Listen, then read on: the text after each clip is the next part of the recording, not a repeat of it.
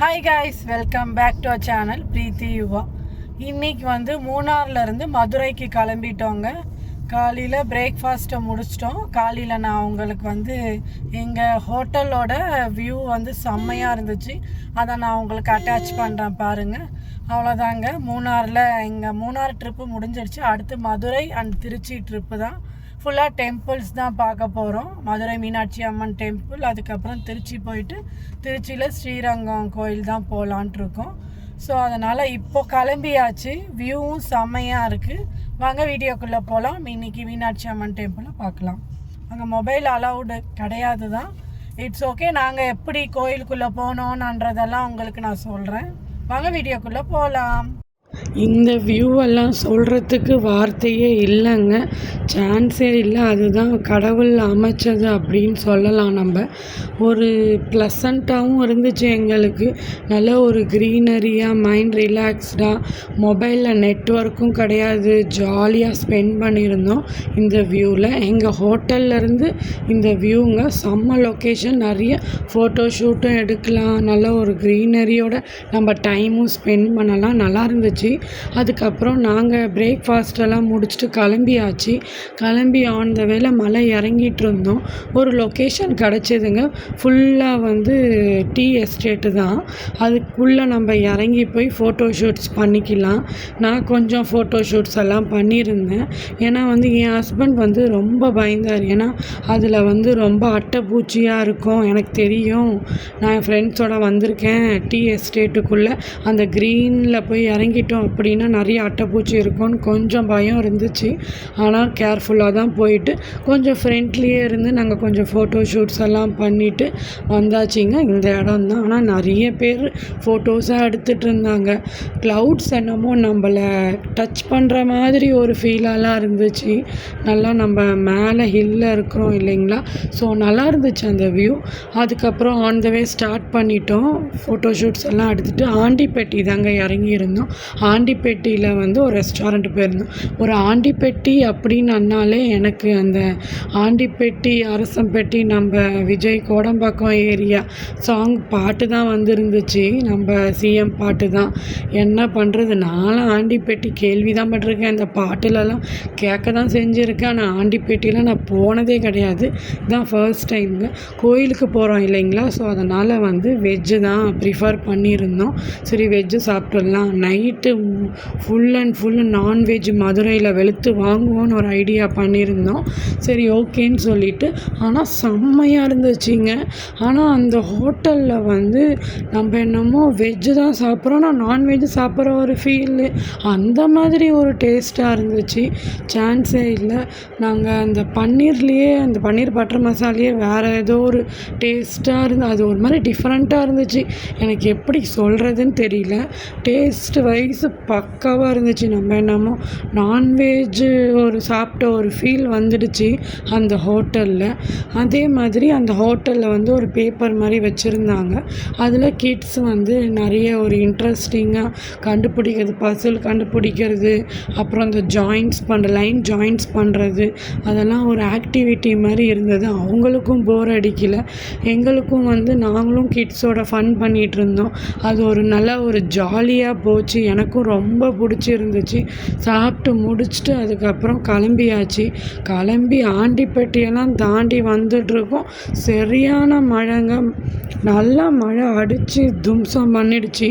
கொஞ்ச நேரம் நாங்கள் வெயிட் பண்ணலாம் அப்படின்னு தான் இருந்தோம். சரி டைம் ஆகிடும், ஸ்லோவாக ஓட்டிகிட்டு போயிடலாம் அப்படின்ட்டு தான் கிளம்பியாச்சுங்க. ஆனால் நல்லா இருந்துச்சு வெதரு. நம்ம ஹில்லுலேருந்து இறங்கி வந்தோடனே கொஞ்சம் வெயிலாக இருந்துச்சு. என்னடா இது 2 நாள் குளிரில் இருந்துட்டு வெயிலுன்னு பார்த்தா நல்லா மழை. மதுரை ரீச் ஆயாச்சுங்க. மதுரை ரீச் ஆகிட்டோன்னே என்ன வாங்குவோம், நம்மளோட ஃபேவரட் ஜிகிர்தந்தா தான். இந்த கோயிலாண்டியே ஜிகிர்தந்தா இருந்துச்சு. மதுரை ஃபேமஸ் ட்ரெடிஷ்னல் ஜிகிர்தந்தாவும் என்னவோ ஷாப் இருந்துச்சு, அதுதான். அதுக்கப்புறம் மதுரை வந்துட்டாலே மல்லிகைப்பூ தானே. எங்கள் வீட்டில் எல்லோரும் கால் பண்ணி மல்லிகைப்பூ வாங்கு, மதுரை மல்லி வாங்கி தலையில் வச்சுக்கோ அப்படின்னாங்க. மதுரை மல்லி வாங்கி தலையிலலாம் வச்சுக்கிட்டு கோயில் தரிசனம் ஐட்டம்ஸை நான் பார்த்து முடிச்சுட்டு அதுக்கப்புறம் வந்து இந்த கோனார் கடை வந்து ஃப்ரெண்டு ஒருத்தவங்க ப்ரிஃபர் பண்ணியிருந்தாங்க, ஹஸ்பண்ட் ஃப்ரெண்டு ஒருத்தவங்க. நீங்கள் அந்த கடைக்கு போங்க, நல்லாயிருக்கும், நீங்கள் திருப்தியாக சாப்பிட்லாம் அப்படின்னு சொல்லியிருந்தாங்க. சரி ஓகேன்னு சொல்லி இடியாப்பம் ஆர்ட்ரு பண்ணியிருந்தோம். அதுக்கப்புறம் ஆட்டுக்கால் பாயை ஆர்ட்ரு பண்ணியிருந்தோங்க. செம்மையாக இருந்துச்சு, வேறு லெவல். அதுக்கப்புறம் வந்து லிவர் ஆர்ட்ரு பண்ணியிருந்தோம், மட்டன் லிவர் ஆர்ட்ரு பண்ணியிருந்தோம். அதுக்கப்புறம் கறி மட்டன் தோசை, அதுக்கப்புறம் பிரியாணி, இதெல்லாம் ஆர்ட்ரு பண்ணி சாப்பிட்டோங்க, வேறு லெவல். அதுக்கப்புறம் இன்னொன்று ஆர்டர் பண்ணியிருந்தோம், சிக்கன் ஆம்லேட் ஆர்ட்ரு பண்ணியிருந்தோங்க. நான்லாம் சிக்கன் ஆம்லேட்டெல்லாம் வந்து தான் ஃபர்ஸ்ட் டைமு, வேறு லெவலில் இருந்துச்சு சிக்கன் ஆம்லேட்டெல்லாம். சொல்கிறதுக்கு எனக்கு என்ன சொல்கிறதுனே தெரியல, வேறு லெவல் நான்வெஜ் விருந்து. அதுக்கப்புறம் சரி இந்த கிட்ஸுக்கு வந்து சிக்கன் போன்லெஸ் 65 ஆர்ட்ரு பண்ணி கொடுப்போம். ஸோ கோயிலோட டீட்டெயில்ஸ் தாங்க நான் எப்படி போயிருந்தோம் அப்படின்றத சொல்ல வரேன் உங்ககிட்ட. நாங்கள் வந்து ஈவினிங் ஒரு 3:30 போல் ரீச் ஆகிட்டோம். ஈவினிங் 3:30க்கு ரீச் ஆகிட்டு கோயிலில் பார்க்கிங்லேயே காரை பார்க் பண்ணிட்டோம்.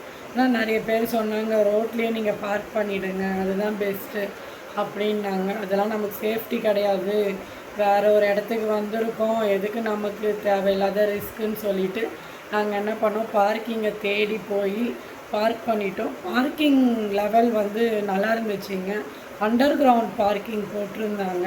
ஸோ அதனால் பார்க்கிங் லெவல் ஓகே தான், நல்லா ஒரு பெரிய ஸ்பேஸாக, நல்லா ஸ்பேஷியஸாக இருந்தது, நல்ல பெரிய லெவல் அண்டர் கிரவுண்ட் பார்க்கிங். நம்ம மாலுக்கெல்லாம் போனோன்னா எப்படி இருக்கும், ஸோ அந்த லெவல் பார்க்கிங்காக தான் இருந்துச்சு.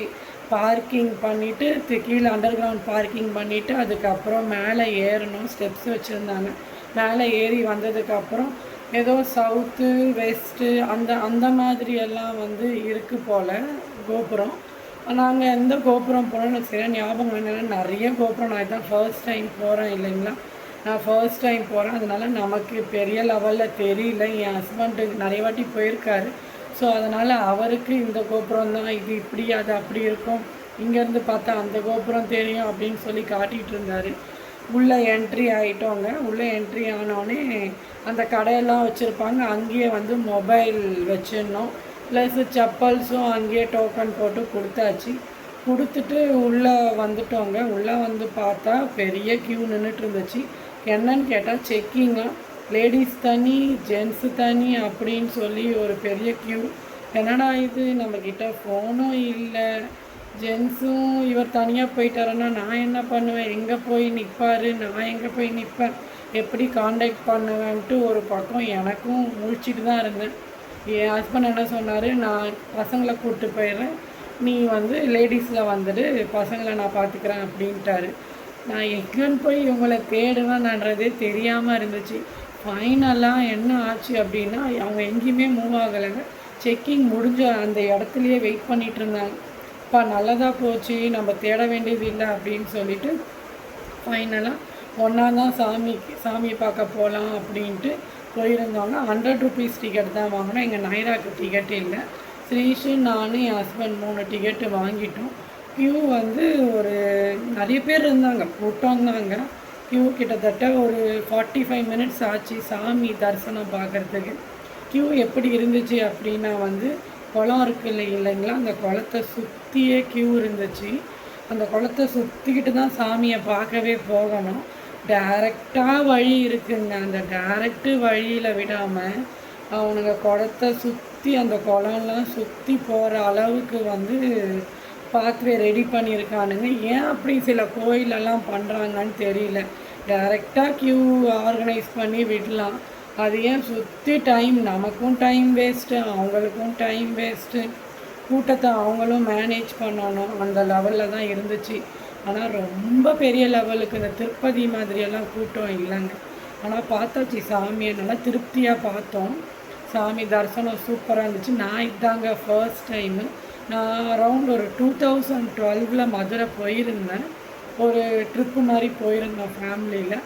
ஆனால் வந்து கோயிலுக்கு வந்து ஒரு 8:30 9க்கு தான் நைட்டில் ரீச் ஆனேன்.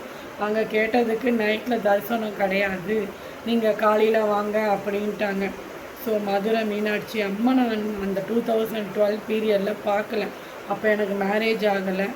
அப்போவே எனக்கு மதுரை மீனாட்சி அம்மா வந்து டிசைட் பண்ணிட்டாங்க போல், நீ போய் மேரேஜ் பண்ணிட்டு வா, 2 குழந்தைங்களோட நீ வந்து ஒரு பிளெஸ்ஸிங்ஸ் நான் உனக்கு ப்ளெஸ் பண்ணுறேன், நீ வா அப்படின்னு சொல்லியிருப்பாங்க போல இருக்கு. சரி ஓகே அப்படி தான் நான் நினச்சிக்கிட்டேன். பரவாயில்ல, அப்போவும் நான் அந்த சாமியை பார்க்கறதுக்கு கொடுப்பனை இல்லை. இப்போ மேரேஜ் ஆகி 2 பசங்களோட போய் இது தரிசனம் பண்ணது எனக்கு ரொம்ப பிளெஸ்ஸிங்ஸாக இருந்துச்சுங்க.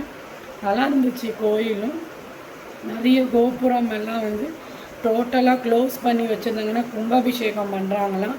எல்லாமே ஒரு பெயிண்டிங்கு அதெல்லாம் பண்ணிகிட்டு இருந்தாங்க.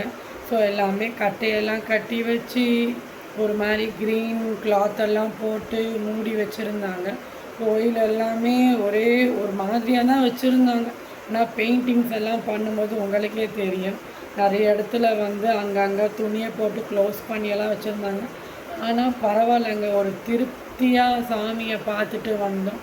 எனக்கு ரொம்ப ஆசை மதுரை மீனாட்சி, காஞ்சி காமாட்சி, காசி விசாலாட்சி இந்த 3 சாமியும் என்னோடய லைஃப் டைமில் பார்க்கணும் அப்படின்ட்டு தான். காஞ்சி காமாட்சி பார்த்தாச்சிங்க, இப்போ மதுரை மீனாட்சியும் பார்த்தாச்சு. அடுத்த டார்கெட்டு காசி விசாலாட்சி தான். போகலாம், இன்னும் டைம் இருக்குது காசிக்கெல்லாம் போகிறதுக்கு, நமக்கு இன்னும் ஏஜ் இருக்குது இல்லைங்க. ஸோ காசி விசாலாட்சி தான் பார்த்துருவோம்னு நினைக்கிறேன். அது ஒரு 3 சாமியை பார்த்துட்டோன்னா அது ஒரு பிளெஸ்ஸிங்ஸாக இருக்கும்.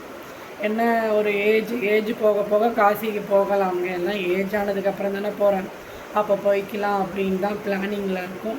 இப்படி தாங்க எங்களோட மதுரை மீனாட்சி அம்மனை பார்த்தோம். ஒரு ப்ளஸ்ஃபுல்லான டேவாக இருந்துச்சு. எங்கள் நைரா ஆட்சி தான் எங்கள் வீட்டில். ஸோ எங்கள் நைராவும் நாங்கள் சம்டைம்ஸு திருப்புர சுந்தரின்னு கூப்பிடுவோம், மதுரை மீனாட்சி அம்மன் கூப்பிடுவோம். ஸோ ரியல் மீனாட்சியும் எங்கள் மீனாட்சியும் நேருக்கு பார்த்துக்கிட்டது எனக்கு ரொம்ப பிளெஸ்ஸிங்ஸாகவே இருந்துச்சு.